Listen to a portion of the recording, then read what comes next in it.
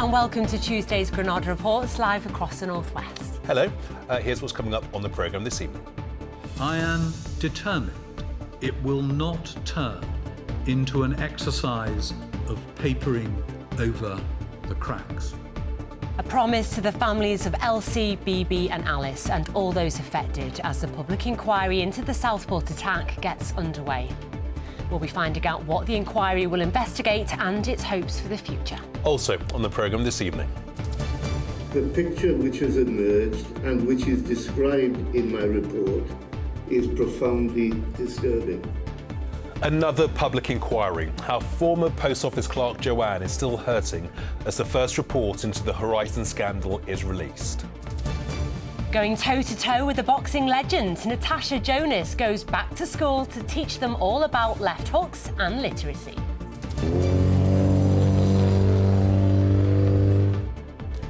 We're visiting the racetrack in Wigan, where driving dreams come true. And temperatures, humidity and sunshine amounts will be on the rise across the northwest over the next few days. I'll have the full forecast later on in the programme.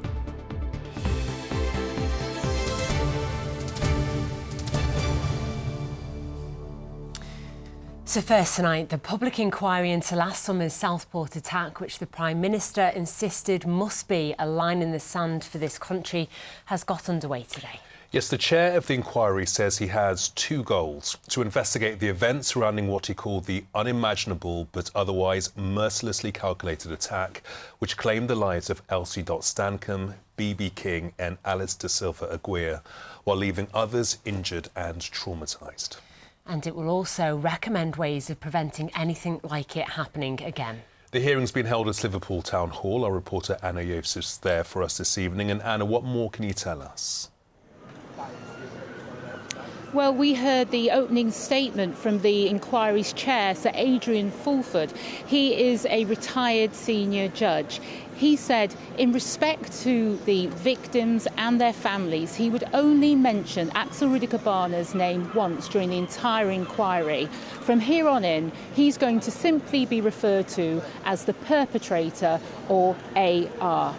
He also asked everyone present to stand for a minute's silence in memory of the deceased and to acknowledge what the survivors have been through. He said he was committed to delivering sensible and achievable recommendations, and he was adamant that this process will make a difference.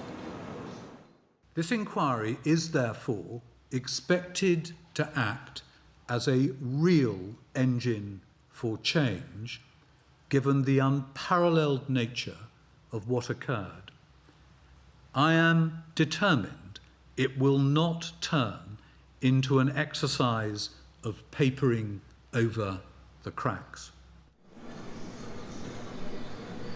Sir Adrian said he was, quote, deeply conscious that this was yet another public inquiry, and some might question its purpose, but he made the point that during this process we'll be hearing directly from the agencies involved with the perpetrator. We know that he was known to the police, to the courts, to social services, and that he'd even been referred to prevent the government's counter-terrorism programme on 3 occasions. So this is about getting answers for the families and accountability. Alice, BB, Elsie. Theirs are the names to remember. But the Prime Minister has promised the serious failings that allowed the Southport tragedy to happen won't be forgotten either. Nothing will be off the table in this inquiry. Nothing. The tragedy of the Southport killings must be a line in the sand for Britain, with a fundamental change in how Britain protects its citizens and its children. The Southport Inquiry will seek to uncover the truth about the events leading up to and on that tragic day. The inquiry will take place here at Liverpool Town Hall in 2 phases. The first phase will examine the circumstances surrounding the attack and draw on evidence from about 15 organisations, including MI5 and Prevent, the government's counter-terrorism programme. The aim will be to get a thorough understanding of how the attack happened and make recommendations for changes to prevent a similar tragedy happening in the future.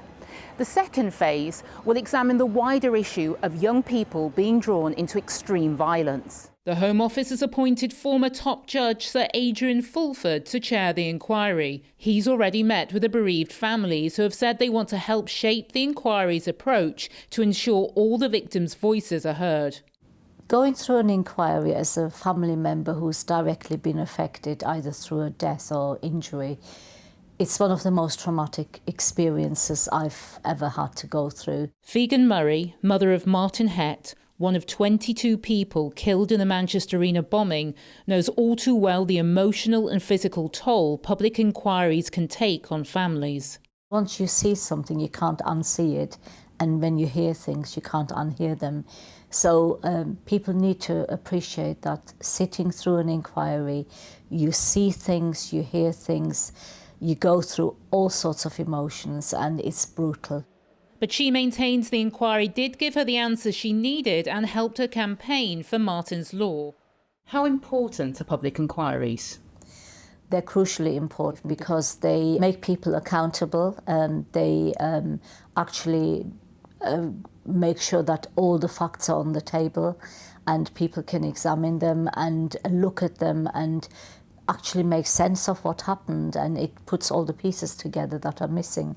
So I think inquiries are absolutely crucial to learning from bad, catastrophic events and finding out what can be done to avoid that from happening again. While few will disagree with the need for an inquiry, some remain sceptical as to what it'll achieve. It had been hoped Southport would be the first to adhere to the Hillsborough law, which would force public officials to tell the truth at inquiries from the outset or face criminal sanctions, but the bill's yet to be passed. I think they're not effective, and the big reason, two big reasons I guess. One is the lack of a duty of candour, so it's easy to mislead a public inquiry, certainly in the early stages before the inquiry kicks off. And the other is a lack of any oversight mechanism to see that recommendations are, if not fully implemented, at least properly considered. Time and again, we have a public inquiry where recommendations are made and just ignored, and we have to do something about that. But one of the country's leading emergency planners believes if done well, the inquiry could bring positive change. One of the things about the inquiry is that there wasn't a trial, which many people were relieved about in some ways, but it did mean there were a lot of questions unanswered, and then the inquiry can go much more broadly into other questions as well. There's no doubt that inquiries done well, with the right disclosure and with a very focused chair that demands things of the people giving evidence, does inevitably and necessarily change practice. The sad thing for us is to have to see it being in an inquiry. So it seems this public inquiry will itself come in for intense scrutiny. The big question will be whether it'll be able to provide clarity and a degree of closure to the families of Alice, BB and Elsie and all the others affected by the terrible events of last summer. We'll know the answer if it leads to real soul-searching and actual change. So, Anna, have you heard anything from the bereaved families? Well, Katie, the families themselves haven't spoken publicly today, but their legal representatives, a law firm based in Liverpool, have released this statement. In it, they say, "We know that nothing the inquiry reveals or subsequently recommends will change the unimaginable loss by the families of Elsie, Alice and BB.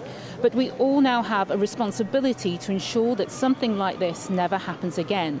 It's only through intense public scrutiny that real change can be effected." And Anna, just tell us where the inquiry goes from here. Well, tomorrow we will be hearing statements from 4 families whose children were injured in the attack. There'll then be a pause over the summer and the hearings will resume on September the 8th. The first phase of the inquiry is expected to run at least until the end of this year. Sir Adrian has promised to conduct this process, quote, at pace and with rigour, while also bearing in mind the impact revisiting the horrific events of that day will have on everyone affected. Anna Yosef in Liverpool tonight, thank you. Well, next tonight, and a report into the Post Office Horizon IT scandal shows the full scale of the horror of those caught up in it. Yeah, the first part of the public inquiry has laid bare the devastating consequences for around 1,000 sub-postmasters prosecuted when faulty software made it look like money was missing from their accounts. The inquiry chairman said there was a real possibility 13 people took their own lives as a result of the suffering they'd endured. Our correspondent Mel Barham spoke with Joanne Cropper from Bolton, one of those convicted in the scandal. The picture which has emerged is profoundly disturbing. Joanne Cropper knows only too well the distress caused by this scandal. A former counter clerk, she was accused of stealing £3,500 from her branch in Salford. The impact I got on my life was watching my family being bullied, watching people look at me and say things about me that weren't true. Today's conclusions were just the first volume of what is a long-awaited report into this scandal, which laid bare the extent not only of the impact it had on those wrongly accused, but also the delays in paying compensation. Joanne's one of around 1,000 people who were wrongly prosecuted and convicted between 1999 and 2015. Today's report said at least 59 people had contemplated suicide, and there was a real possibility that 13 had died as a result of their experiences of the scandal. Joanne said she was close herself. You contemplate taking your own life to make it easier on your families. Because if you're not in the picture, they can't carry it on. But that would have made it worse. I'm sorry. But they didn't get me. The chair today teased what his conclusions would be at the end of this inquiry, saying Post Office bosses should have known the IT software Horizon was faulty, but maintained the fiction that its data was always accurate. I'm sorry, ladies and gentlemen, but this post office is now closed. It took an ITV drama to highlight the injustices, but many feel they are still fighting for justice. Today's report was highly critical of the delays in paying out compensation, the government today admitting they still need to do more. We are determined to do more on redress and beyond, and to do it quickly, to give more of the victims of this appalling scandal at least a measure of the peace they so rightly deserve. Well, the Post Office did respond, saying they apologised unreservedly for the suffering which Post Office caused to so many postmasters and their loved ones. We will, they said, carefully consider the report and its recommendations. Well, Joanne's conviction was quashed, and she believes she's one of the lucky ones in that she has received a payout rushed through because she's now living with an incurable brain tumour. But she says she's still waiting for an apology. What would be justice for you? For them to admit they've done wrong. Today's report stopped short of apportioning blame. Just who was at fault is something that'll form part of the chair's final conclusions, expected in the coming months. Mel Barham, ITV News. Well, in other news today, and the parents of a young kickboxer from Liverpool who died after an unsanctioned fight are in Parliament tonight, calling for better regulation and safety in the sport. Alex Eastwood was just 15 when he was fatally injured in a charity boxing event in Wigan. There are currently no guidelines for safeguarding in unofficial matches, something Alex's family say needs to change to prevent more deaths. They'll watch their local MP lead a debate on their campaign in the House of Commons this evening. The lack of rules and the lack of regulations, it's absolutely shocking. The children are allowed to participate still up and down the country, and they're at risk. Their lives are at risk still. We need the government to take action now and make sure there's rules that are there too. How many more children are going to lose their lives? How many more parents are going to lose their children through sheer negligence from these clubs? It has to stop. Right, time for sport now, and an update on the tragic death of Liverpool player Diogo Jota, Mike. Yeah, that's right. Spanish police have given some more information this afternoon about the accident in which Diogo Jota and his brother Andre Silva were killed. They say all evidence so far suggests that Jota was driving the car when it crashed after a suspected tyre blowout. They also believe the Lamborghini was speeding. Jota was making his way back to England for the start of pre-season training at Liverpool, which did get underway today as players arrived at the club's training ground in Kirkby. They saw more tributes to their teammate. Liverpool are due to play their first friendly of the summer at Preston North End this coming Sunday. A decision on whether that game will go ahead is expected at any time. To the latest at Morecambe Football Club, where a proposed takeover has still yet to be confirmed. Current owner Jayton Whittingham had hoped to sale to the Punjab Warriors consortium would be done and dusted today. 4 of the club's current directors resigned from the board last night, but said they would return if needed to help get the sale over the line. Next to the Women's Euros, where England's final has arrived early, according to Manchester United's Ella Toone. The reigning champions began the defence of their title with that disappointing 2-1 defeat to France on Saturday. It now means they must beat the Netherlands in their second group match tomorrow to keep their tournament alive.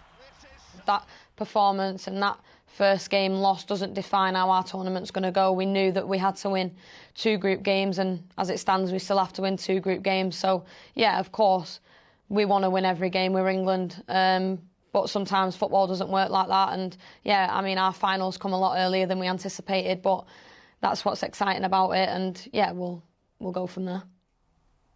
To boxing, and Ricky Hatton has attempted to reassure his fans that his comeback will be good for him. The former world champion, who's from Hyde, will be 47 when he climbs in the ring to face Isa Al-Dar, the man he's chatting on screen to here. It takes place in Dubai in December.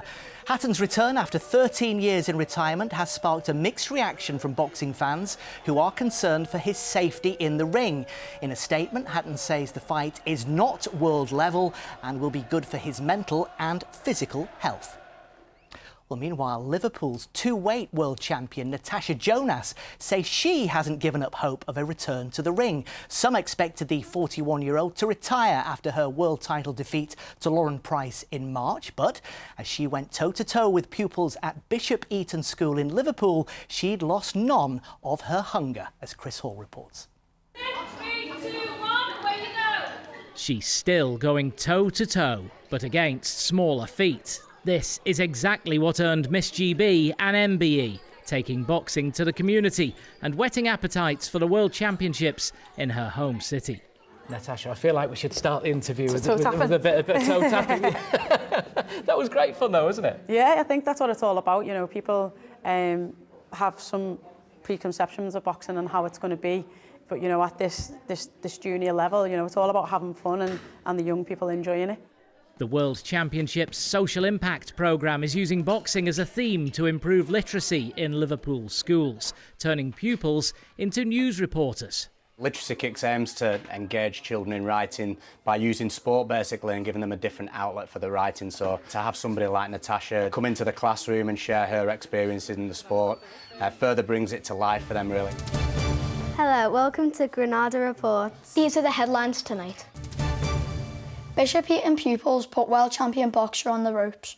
The thing about any sport is the hardest part is going out and trying it and having access to it. So we're going into schools and doing that and making it available to a lot of schools across the Liverpool City region. Does the competitive nature start to creep in though when you're doing the actual games? Oh yeah, I told them not to make me look bad. Boxing World Championships come to the M&S Bank Arena this September. I mean, you must have been delighted when Liverpool was chosen to host this championship because this is a boxing city, isn't it? Yeah, I think, you know, when it comes to the history of the sport, I mean, probably the only thing that rivals it here is football. But, you know, football generally tends to divide us and boxing brings us together. So, yeah, it's great to have in the city. And, you know, first time females and males will be competing alongside each other, which I think is massive. What next for the 2-weight world champion? Have you had chance to think about where your career goes next? I don't think I will just come back for any fight. It'd have to be a big fight that motivates me, that gets the fires going again, you know, that makes me want to put myself through that training camp again.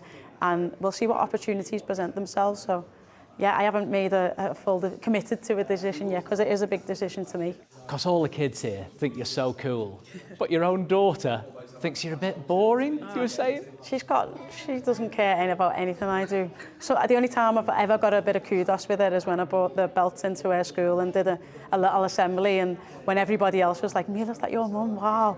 And she was like, yeah, it's my mum. It's my mum. That's mad. What more do you need to do? I know, I'm trying. She may yet get another chance to impress, though here Natasha is already a headline act. Chris Hall, ITV News, Liverpool. Yeah, that sounds all too familiar. When your kids don't think you're cool, I think we can all identify with that one, can't we? 100% is a story of my life at the moment. Hey, speak for yourselves. Hey, and those kids are coming for your job, so watch out. They were brilliant, weren't they? Absolutely brilliant.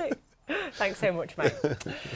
Well, next tonight, the life-changing driving experience in Wigan for people living with a disability. Yeah, for many of us, driving is a rite of passage that gives us freedom and mobility. But many people will never hold a driving licence or have had to give up theirs due to a disability. Well, the Speed of Sight charity provides a bespoke motorsport experience that's transforming lives. Our reporter Sam Taylor has been speaking to some of those who've just got behind the wheel. Sharp turns at high speeds. It may not be for the faint of heart, but for this group of thrill seekers in Wigan, it was a chance to do the impossible. I can't put into words. Absolutely amazing. Amazing. I just feel me again. Local charity Speed of Sight gives disabled people who would never normally be allowed on the road the chance to get behind the wheel of their specially adapted cars. It doesn't matter what that disability may be. It could be blind, it could be cerebral palsy, it could be autism, Down syndrome, people that have had strokes or epilepsy. When they come to these track days, they'll have a drive that the world's told them was impossible. I used to drive up until 7 years ago when I had a stroke, and it's taken all of my left-sided vision, not been able to drive a car since, which it's taken me independence and everything else, and today I just feel me. Try that, there we go. Superb. These cars aren't the sort you'd find in your local dealership. Each one has been built from the ground up with dual controls and special kit to make sure anyone can enjoy the thrill of the racecourse. They've been life-changing for myself. They've made it possible for me to drive. I met my driving instructor through these events. It's made a lot of things possible for myself. Harvey was told he would never be able to drive, but with the help of Speed of Sight and his instructor Andrew, in April he got his licence and his own specially adapted car. I first met Harvey when he was 11, and he's gone from strength to strength, you know, from not being a little bit intimidated by the cars to almost driving the cars for himself, and then taking that big leap out on the road and passing his driving test. Well, on the road you've got your speed limits and you've got to follow the rules of the road. It is a very different experience, as on the track you can go a lot faster, but they're both equally as fun. As I was told I'd never be able to drive, I wouldn't be able to do a lot of things, and I've just gone ahead and done it. So whether you end up on the road or stick to the racetrack, it's obvious no disability can stop anyone from having the need for speed. Sam Taylor, ITV News, Wigan. Yeah, really great stuff. Here is Joe with the weather. Why do I need a shower? I've been out in the rain. The faster you go, the sooner you'll be out. You'll save water too. United Utilities sponsors ITV Granada Weather. Thank you. A very good evening to you. High pressure establishes itself weather-wise across the UK through the rest of this week. We are looking at increasingly hot and humid conditions. After tomorrow, virtually unbroken sunshine, and it's dry for the foreseeable future. This sustained spell of hot weather proves to be the third heat wave for parts of the UK of the year so far, only showing signs of ebbing away, with a westerly returning from around Monday and Tuesday onwards. But into this weekend, temperatures will be peaking at the low 30s Celsius. Back to this evening, plenty of sunshine to round off the day, and overnight tonight gradually we'll see some cloud drifting in from the northwest across the Isle of Man, parts of Cumbria and Lancashire before dawn. Perhaps spots of rain out of that, but for the most part dry and comfortable for sleeping, I'd say, tonight. 12 or 13 Celsius for most places. A relatively quiet start to the day, winds falling very light tomorrow morning, when the sun is up at 4:52 and setting at 20 to 10 tomorrow evening. For the northwest of England and the Isle of Man, there'll be more cloud in general from the word go tomorrow. Some mistiness for the Pennines, the Lakeland Hills, and even some drizzle in the air. But we will see bright or sunny spells across Greater Manchester, Merseyside and Cheshire through the afternoon. And for most of us, it's dry. The air across the UK tending to build now, so 22, perhaps 23 Celsius with a light breeze tomorrow. After that, virtually unbroken sunshine through the rest of the week. And as you can see, temperatures building day on day, pretty warm for sleeping by night. And we're expecting a peak on Saturday and Sunday quite easily for northwest England of around 30 Celsius, beginning to freshen up through next week. United Utilities sponsors ITV Granada Weather.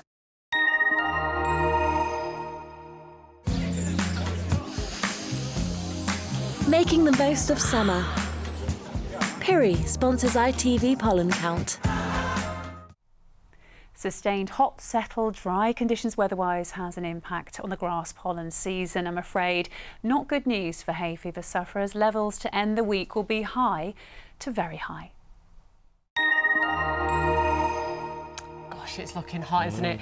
Well, that's it for tonight's Granada Reports. Tomorrow we'll have the tale of how a Manx cat managed to cross the Irish Sea, ending up 400 miles from home. That is one you don't want to miss. See you tomorrow. Bye-bye.